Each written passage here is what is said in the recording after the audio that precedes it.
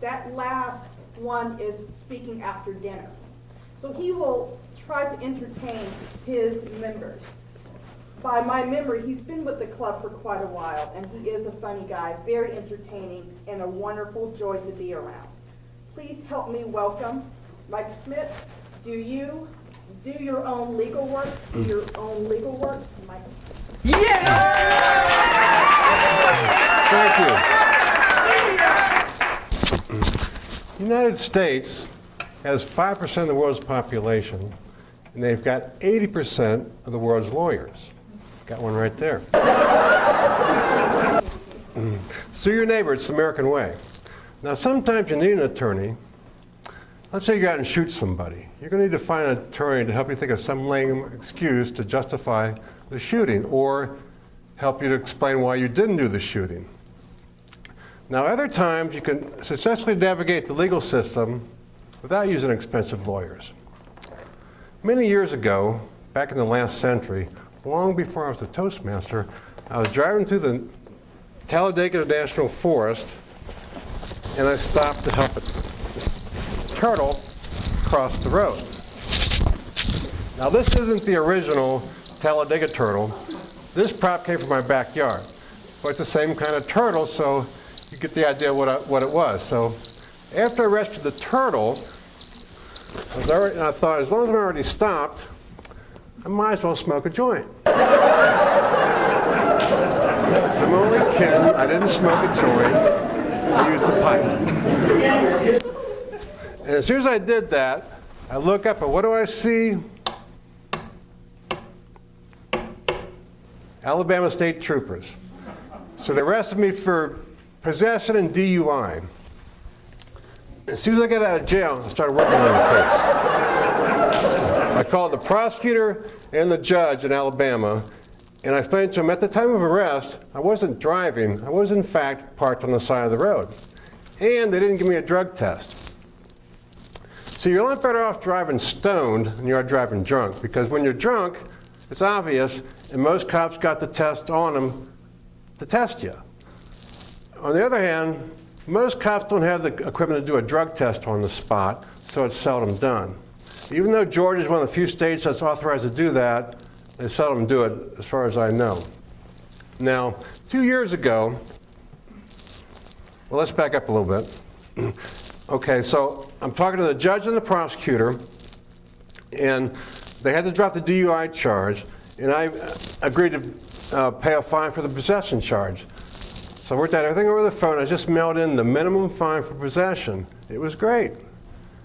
And that's the essence of this speech tonight. Bypass the expensive middleman. Deal directly with the people that decide your guilt and your punishment. 2 years ago, one of my workers got a speeding ticket driving my truck through a school zone. So I went to investigate the scene of the crime. It was a 45-mile-an-hour zone. He was going 44, but there was a sign there that said, reduce speed when lights are flashing. Well, let's say the lights were flashing. Well, the sign didn't say how much to reduce speed, so he reduced speed from 45 to 44 miles an hour. So technically, he was in full compliance with the sign. But the lights weren't flashing because there were no lights, bulbs, or wires, just a bogus sign. So I called the prosecutor, or solicitor in that case, told him what happened. He said, well, have your drivers just plead not guilty, we'll dismiss the charges. So he goes there and pleads nolo instead. Now, nolo is short for nolo contendere, which means you're not really pleading guilty or innocent. You throw yourself at the mercy of the court. Well, the court gave him a point on his license. Okay, that lousy point raised the insurance on my truck $750. Okay, so after that, I get a speeding ticket on 385. And I call the Cobb County Courthouse to talk to the prosecutor. And they said, well, we don't have prosecutors for traffic violations. You have to go to court and talk to the judge. So I go to the Cobb County Recorder's Court early one morning. And when I got there, I swear, I thought there was a prison riot or something. There was this huge crowd of rough, rowdy people outside the courtroom. Well, it turns out they're all waiting to get into the courtroom. So after they heard us in there, the bailiff said, if you pay your fine today, there'll be a reduction in points. I thought, great. So I went up to her to pay my fine. She said, well, I'll knock you down to 2 points. It's a 3-point ticket. So I said, well, I better talk to the judge. And she goes, well, you better take this deal now because the judge's going to probably give you all 3 points. Well, I had to take my chances. If you consider that 1 point on one vehicle cost me $750, what's it going to cost for 3 points on the 6 vehicles that I drive? So,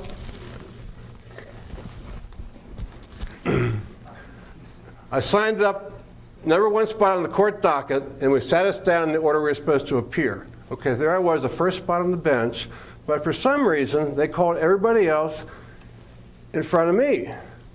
I suspected a conspiracy, but I didn't say anything, and I rather enjoyed the show. You should have seen these people. Baggy, raggedy sweat clothes, stretched out, holy dirty t-shirts, crazy hair, tattoos. I'm thinking, have a little respect. I was by far, without a doubt, the best dressed defendant there. Okay, so when he finally calls me up to the bench, and while I'm listening to other people plead their cases that helped me build my defense, but I still wasn't sure what to say. I had 2 choices. I could plead not guilty, where I'd be tried by a judge of state court at a later date, or I could plead guilty and be sentenced by this judge there that day. Now I could tell that judge was extra cool, so I wanted to stay with him. So when he finally called my name, from the time I walked from my seat to the bench, I planned my plea. Now this is where table topics really pays off. If you're talking to lawyers or the police, you got to come up with an answer pretty quick. If it's the wrong answer, you could have a bad day. So I pleaded unintentionally not guilty. Unintentionally guilty, which left me in that courtroom. And I said, now if you give me a break today for my first offense ever in DeKalb County, I'll guarantee you I'll be a much safer driver in the future, especially in DeKalb County. And if you ever catch me in this courtroom again, I want you to come down extra hard on me. In fact, you should even throw me in jail. But you just give me this break today, and I swear I'll be a better driver in the future. He did something amazing. He dismissed the ticket, no points. Okay? So then after that, I get a ticket to speed in a school zone. But it wasn't DeKalb County. So I was safe. So after I got my ticket, I went back to watch their operation. And what they do, and you can see their sign, big flashing lights, they reduce speed to 25 miles an hour. Okay, so I'm sitting there watching this for a while. Okay, the lights are off. Then a bunch of cars drive into the speed trap area. Then they turn the lights back on. Okay, on the other side, they got cops out standing in the middle of the street, handing out tickets right and left. When they approached me, I almost hit the guy because I couldn't imagine why he'd be stopping me because I didn't see the lights. So when I went to court in Cobb County, I told the solicitor what happened about the lights and everything, and I said, I'd be willing to plead guilty and pay a fine if someone doesn't put any points on my license. And she says, well, school zone violation, mandatory points. I said, well, okay, I'm going to have to plead not guilty and demand a jury trial. Now, it's your constitutional right to have a jury trial, no matter how trivial your offense may be. And it costs the county a fortune to put on a jury trial. You got to get all the jurors, you got to pay them for their time and all that. So they'll do about anything to get out of a jury trial. So, dismiss the ticket, no points. Now, when you're doing this, though, you got to know when to bluff and when to back off, because if you want that jury trial, they give you one, the jury convicts you, they're going to come down extra hard, and they'll probably give you some jail time. Now, years ago, my girlfriend got a ticket up in Indiana in a little hick town called Pleasantville. So I told her, just plead not guilty. That way, you'll come back to court at a later date. If the deputy doesn't show up, they'll drop the charges. It's worth a try. So she pleads not guilty, and this judge wasn't going to play with her. He goes, okay, we're going to put you in jail until your hearing next week. Then you can post bond until your court date. She backed up thinking, not guilty, pretty quick, pleaded guilty, signed the papers, we're on our way. Now I just got one more quick story for you. I got a ticket the most recently on my street running the stop sign. So I get the ticket, run a stop sign. I call the solicitor in Cobb County. I explain to him that the stop sign connects two dead-end streets. The one street, there's only 6 houses on it. You hardly ever see cars there. So I did go to the stop sign. I stopped, and for not long enough, and went on. I said, I'll be willing to sign a statement and pay a fine as long as I don't have any points on my license. Well, the court time was 9 o'clock, so at 10 till, he met me at the door with the paperwork. I signed the paperwork, I paid my fine, I was on my way before court even started. So, to sum it up, if you have trouble with the police sometime in the future, find out who's trying your case, call them and talk to them. There's just people, they'll usually work with you.